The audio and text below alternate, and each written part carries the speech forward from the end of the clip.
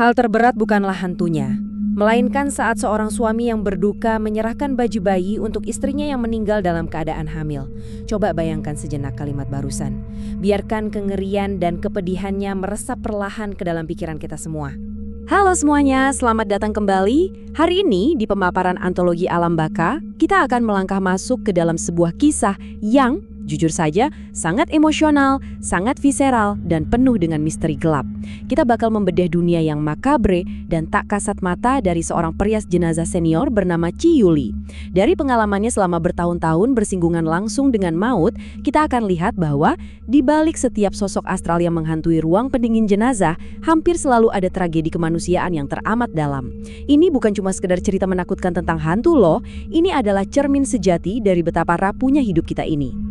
Oke, mari kita bahas lebih dalam. Langkah pertama, bersihkan. Langkah kedua, formalin. Dan langkah ketiga, rias.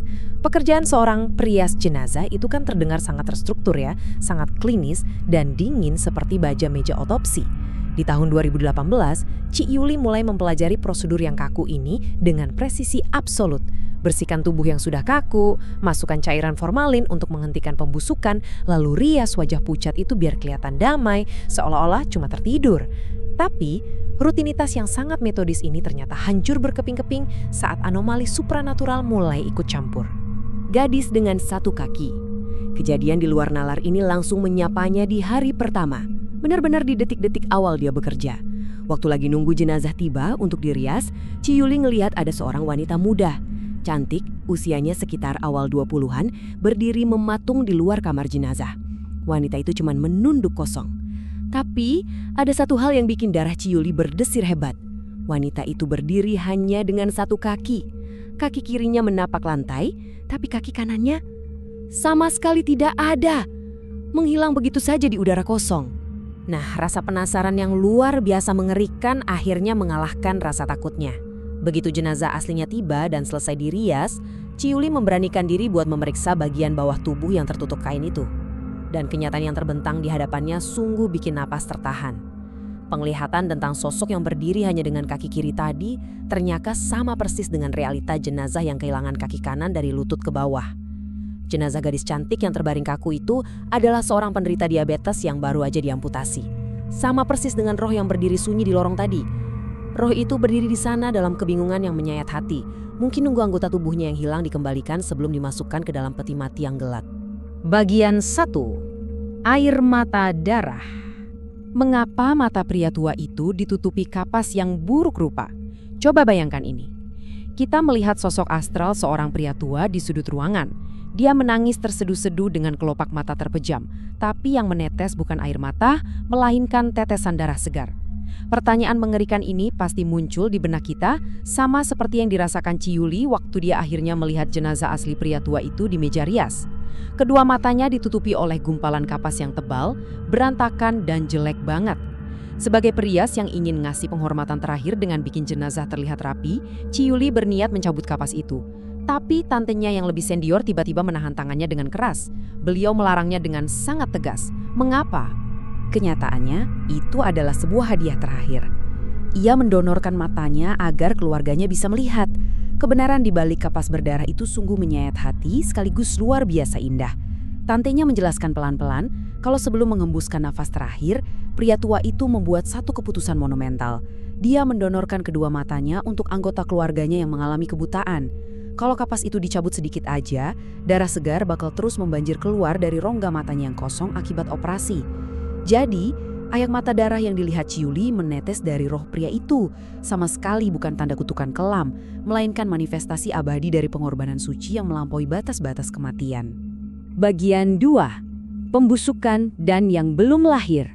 3 hari meninggal, sendirian, membengkak, menghitam. Saya harus memperingatkan kalian nih, tahan nafas sejenak. Bayangkan bau bangkai yang begitu menyengat, begitu pekat, sampai rasanya menusuk langsung ke paru-paru kita. Seorang pria ditemukan meninggal sendirian di apartemennya, membusuk tanpa ada yang sadar selama 3 hari penuh. Pas diangkut ke rumah duka, tubuhnya sudah menghitam kelam, membengkak parah secara nggak wajar, matanya melotot ngeri, dan lidahnya menjulur keluar membesar. Dagingnya sudah mulai hancur, bikin Ci Yuli sama sekali nggak bisa meriasnya. Akibatnya apa? Roh pria itu dengan postur raksasa karena bengkak dan tatapan amarah yang menyala, ngikutin Ciuli sampai ke rumah. Roh itu berdiri tegak di balik pintu kamar Ciuli, menuntut dalam diam agar wajah manusianya dikembalikan. Kematian mendadak antara asam lambung versus penyakit lain. Fakta di balik kengerian ini justru jauh lebih mengejutkan loh. Pria yang membusuk dalam kesendirian tadi dan banyak banget jenazah lain yang silih berganti datang ke meja Ciuli ternyata direnggut nyawanya oleh satu pembunuh diam-diam, asam lambung. Ini benar-benar realitas medis yang kelam. Penyakit yang sering kita sepelekan cuma sebagai sakit perut biasa ini, kalau dibiarkan dan naik menyerang jantung, efeknya bisa sangat fatal.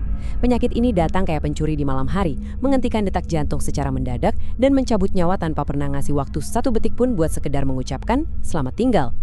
Di mana saya harus menaruh baju bayi ini? Dari kematian sunyi tadi, kita beralih ke momen yang benar-benar menghancurkan jiwa Ciuli. Pas lagi ngebersihin jenazah seorang wanita bertubuh besar di ruang yang lembab, dia pelan-pelan didekati oleh suami almarhumah. Pria itu kelihatan kuyu banget, seorang pekerja serabutan dari keluarga yang sangat kekurangan. Dengan tangan gemetar dan tatapan mata yang kosong, pria itu menyodorkan sepotong baju bayi yang sangat kecil dan bersih, terus bertanya dengan suara parau, di mana dia harus meletakkan baju itu. Istrinya tercinta baru aja meninggal karena serangan hipertensi akut. Dan yang paling tragis, sang istri sedang mengandung 8 bulan. Anak yang belum lahir itu tetap berada di dalam kandungan. Karena benar-benar tidak ada uang sepeser pun untuk biaya operasi medis, bayi malang yang sudah tak bernyawa itu dibiarkan saja, tetap terkurung di dalam rahim ibunya yang membeku. Reaksi tubuh Ciuli saat itu sangat visceral, kepalanya berputar hebat, perutnya mual, dan dia muntah sejadi-jadinya karena tekanan energi supranatural yang meremukkan dadanya. Beberapa saat sebelum suaminya datang bawa baju itu, Ciuli udah ngeliat sosok roh ibu tersebut, berdiri gemetar di ambang pintu kamar mandi, menangis terseduh-seduh sambil terus mengusap-usap perutnya yang bengkak. Itu adalah sebuah jeritan keputusasaan tanpa suara dari seorang ibu yang terjebak selamanya di alam baka bersama bayinya yang belum sempat melihat dunia. Bagian 3. Air mata korban perundungan. Tragedi ini diawali saat ia melompat dari lantai 3 sebagai korban perundungan parah. Dan rohnya terlihat menangis di sudut kamar jenazah. Di balik tulang tengkoraknya yang hancur berkeping-keping akibat hantaman beton keras, tersimpan cerita tentang keputusasaan yang udah enggak tertahankan lagi. Seorang mahasiswi muda mengakhiri hidupnya dengan sangat tragis, terjun bebas dari lantai 3 kampus. Alasannya gelap banget, dia adalah korban perundungan fisik dan mental yang sangat parah. Waktu Ciuli memandikan jenazahnya yang memar dan patah, dia bisa merasakan kepingan-kepingan tengkorak yang bergeser remuk di bawah tangannya. Di saat yang sama, hawa dingin merayap masuk. Ciuli melihat roh gadis itu. Rambut panjangnya berantakan menutupi wajahnya, berdiri bergetar meneteskan air mata di pojok tirai kamar jenazah. Seolah merintih putus asa, nyoba ngasih tahu sebuah kebenaran kelam yang tertutup rapat dari dunia orang hidup. Tapi ternyata ada sebuah rahasia yang hilang di tempat sampah. Kebenaran kelam tadi nyimpan misteri yang jauh lebih mengerikan. Beberapa hari setelah pemakaman, pihak kepolisian tiba-tiba datang dan meminta pakaian dalam gadis tersebut untuk penyelidikan forensik. Ternyata ada dugaan kuat soal pelecehan seksual keji yang mungkin jadi pemicu utama kenapa dia melompat malam itu. Tapi, nasib berkata lain. Atas instruksi awal dari pihak keluarga yang saat itu masih syok berat, Ciuli udah terlanjur membuang seluruh pakaian yang dikenakan almarhumah pada malam kejadian. Barang bukti krusial itu, kunci untuk mengungkap penderitaan terakhirnya, lenyap selamanya di tempat pembuangan sampah. Roh itu terus menangis dalam kegelapan, mengembara mengikuti Ciuli, karena jeritanya dari balik tabir kematian nggak akan pernah mendapatkan keadilannya. Bagian 4. Teror di kamar jenazah. Terkunci. Dan kemudian, suara-suara aneh pun dimulai. Coba deh bayangkan, kalian lagi berjaga di shift tengah malam yang pekat.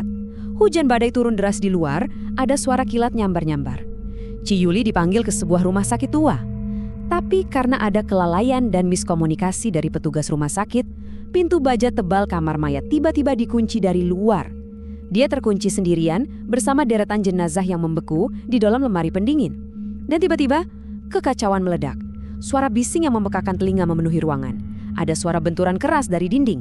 Troli besi beroda yang bergetar dan berderak hebat dengan sendirinya, sampai gedoran-gedoran panik dari sudut-sudut gelap ruangan.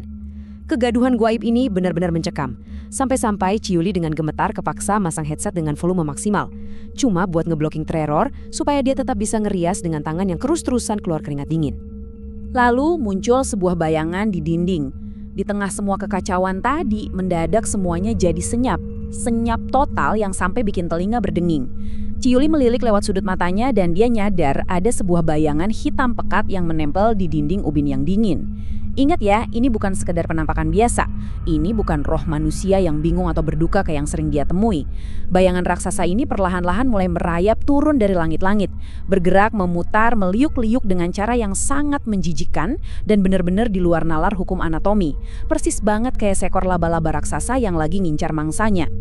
Dan hal yang paling mengerikan adalah ia merayap ke arahnya. Tiba-tiba ritmenya berubah jadi sangat ganas. Makhluk yang menyalahi hukum alam ini menoleh.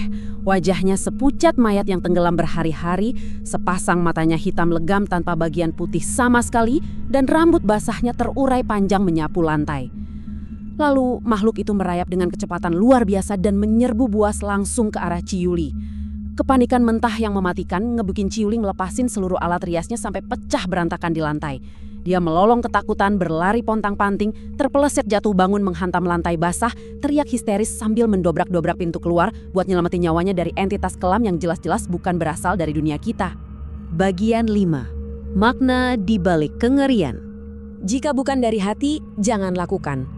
Setelah teror luar biasa yang bikin jantung kita seakan berhenti berdetak tadi, kita dihadapkan pada satu pertanyaan mendasar.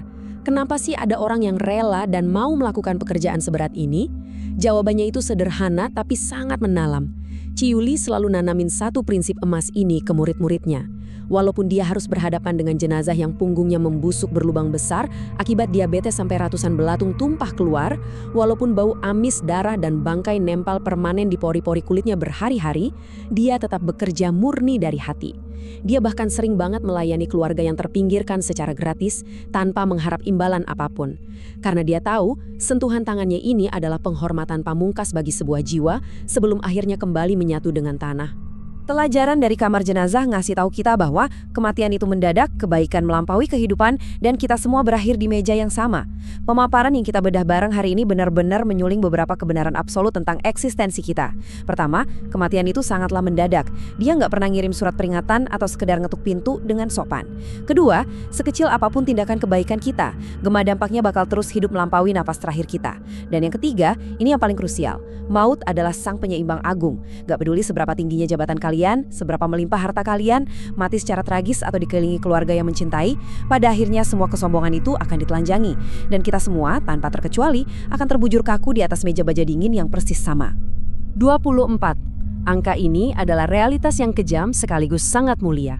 Mewakili komitmen penuh 24 jam sehari tanpa ada hari libur sedikit pun. Kenapa? Karena malaikat mautnya pernah kenal sama yang namanya tanggal merah atau jadwal tidur.